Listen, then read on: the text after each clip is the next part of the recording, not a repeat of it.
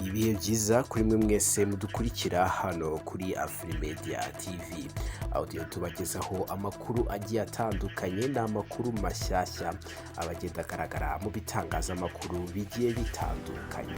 Reka dushimire buri muntu wese wakoze subscribe kuri AFRIMEDIA TV.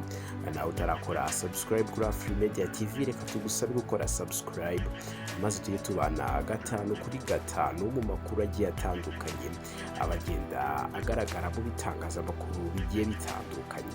Uyu munsi ku itariki 21 ukwezi kwa kabiri umwaka wa 2023, Tour du Rwanda, irushanwa ry'amagare riri kubera hano mu gihugu cy'u Rwanda, ni ku nshuro yaryo ya 15, aho uno munsi hakozwe etape ya gatatu. Iyi etape yatangiriye i Huye ikaba iza gusorezwa i Musanze, ni ku kilometero kingana n'199.5, naho isaha yo guhaguruka yari saa 2:30, naho isaha yo gusoza ikaba iri hagati ya saa 7:51 na saa 8:17.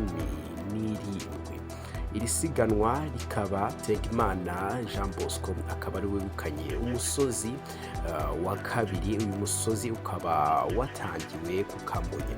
Banza urebe uko NSENGIMANA Bosco yabasize.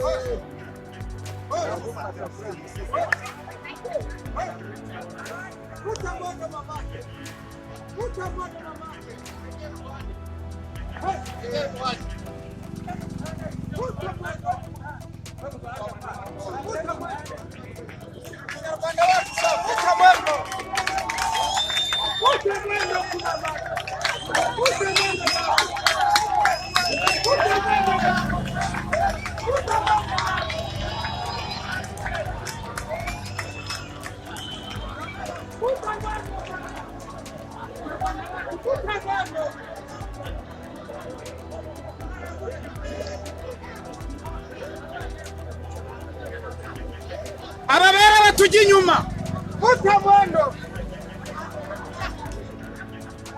Ababera mwe nawe n'umunyarwanda uyu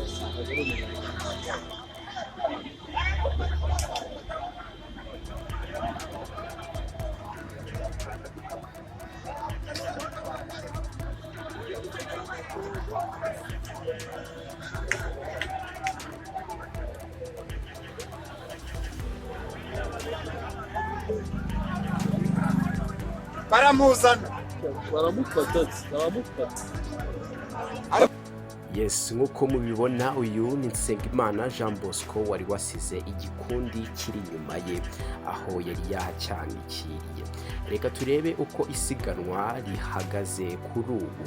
Saa 5:08 NSENGIMANA Jean Bosco yegukanye amanota yatangiwe ku Ruyenzi ku kilometero +160 n'ibice 5, yakurikiwe na Prize yasize amasegonda 45. Reka tujye imbere mu masaha gato turebe saa 5:19 hararimo ikinyuranyo cyari cyagabanutse. Ubu NSENGIMANA akaba arusha abamukurikiye amasegonda 20, igikundi cyasizweho iminota 10 n'amasegonda 50. Naho saa 5:13 NSENGIMANA yashyizemo amanota 30, no kuvuga amasegonda 30 hagati ye na babiri bamukurikiye. Saa 5:08 NSENGIMANA Jean Bosco yegukanye amanota yatangiwe ku Kamonyi ku kilometero cya 93 n'ibice bitanu, yakurikiwe na Prison ndetse na James Forge. Saa 5:06 Nsengimana yashyizemo amasegonda 20 hagati ye na Prison ndetse n'amasegonda 30 hagati ye na Forge. Ni saa 5:05 Forge na Prison bagowe no kuzamuka. Nsengimana Jean Bosco ayoboye isiganwa wenyine aho yashyizemo ikinyuranyo. Naho ku isaha ya saa 4:49 umuvuduko wari ku kilometero cya 29.8, naho impuzandengo y'umuvuduko w'isiganwa iracyari ku kilometero 9.4 ku isaha. Naho ku isaha ya saa 4:35 amanota ya sprint ya mbere yatangiwe kuri sitasiyo ya SP. Iyi sitasiyo ikaba ari y'Imuhanga. Aya manota akaba yegukanywe na James Forge wa Bolton Equity, akurikiwe na Prison ndetse na Nsengimana Jean Bosco. Saa 4:20 abasiganwa bageze Imuhanga, ikinyuranyo kikiri iminota 10 hagati y'abakinnyi batatu bayoboye igikundi ndetse n'igikundi cyari kibakurikiye. Saa 4:05 ku kilometero cya 50 Prison, Nsengimana ndetse na Forge bashyizemo ikinyuranyo cy'iminota 11.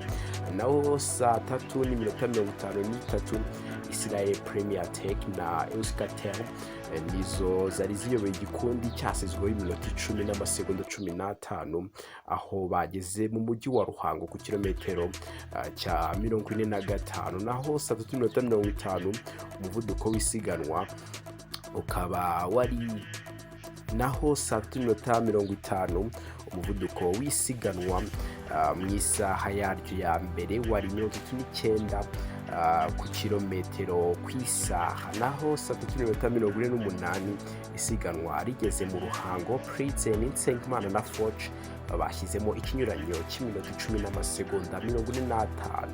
Saa 3:39 igikundi kiyobowe n'amakipe arimo Quick Step ikinamo Ethan wambaye umwenda w'umuhondo bari naho saa 3:39 igikundi cyari kiyobowe n'amakipe atatu arimo Quick Step ikinamo Ethan wambaye umwenda w'umuhondo. Nuko isiganwa rihagaze muri aka kanya. Izo ni incamake yazo uko amasaha agiye akurikirana, nk'uko na saa 3:26 ikinyuranyo cyakomeje gutumbagira. Ubu noneho iminota yari 7 n'amasegonda 50. Saa 3:14 Prison, Nsengimana, Forge bashyizemo ikinyuranyo cy'iminota 7 n'amasegonda 20 ku kilometero cya 19 gusa. Turabashimiye, mukore subscribe tubane mu makuru agiye atandukanye. Ujyase muri comment mudusangiza ibitekerezo byanyu, turabakunda cyane, mukomeze kugira ibihe byiza.